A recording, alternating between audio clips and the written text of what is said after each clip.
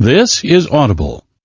Podium Audio presents On Wings of Blood, Book 1 of Bloodwing Academy, written by Briar Berlin, performed by Hannah Headley and Justin Hill. This audiobook contains mature subject matter. Listener discretion is advised. Book 1. Prelude. My blood speaks to you in your veins. The Merchant of Venice, Act 3, Scene 2. Who meets their death devoid of love shall surely face their end, but one who gives their soul away, eternity extends. The last words of the Queen. Prologue. I think I was drunk. Drunk on power. Drunk on her blood. I believed she'd forgive me. She'd forgive me because she had to. We were bound, her and I. What was spoken would be forever unbroken. Wasn't that what the old man had said? What was bound could not be unbound. I hadn't done anything wrong, I told myself. I'd just taken things to their logical conclusion.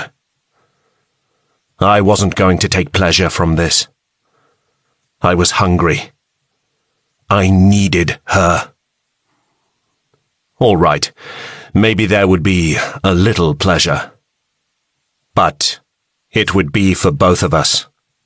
Not me alone. I stepped towards her, looked into her eyes, and for a moment, I hesitated. I could feel the emptiness gnawing at me. The bloodlust was always there, lurking beneath the surface. When it came to her, I'd somehow managed to keep it at bay. She didn't look at me like a thrall would have, like I was something to be feared or worshipped. She never had. No, what was in her eyes right now was something else entirely. Pure hate. She'd trusted me, even if she wouldn't admit it. Now, I'd destroyed that. She was looking back at me like she had that first day, as if I wasn't a man, but merely a monster. Still, the pull was too strong. I couldn't let her simply walk away from it. From me. The first taste of her blood hit me like a drug, sweet and rich and powerful. She was everything I'd been craving. More. I drank more deeply. Her blood was like nothing I'd ever tasted. She was perfect. Instead of being sated, my hunger roared to life with a vengeance. I felt her body tense, felt the slight tremble as she tried to pull away, but I ignored it. In time, she'd grow used to this. She had to.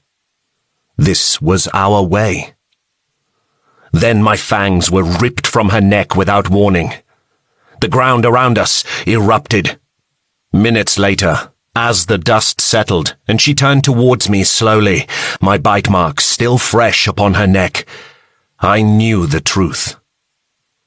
She was in more danger now than ever before.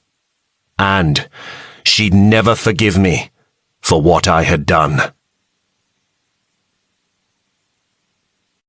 Chapter 1. Medra.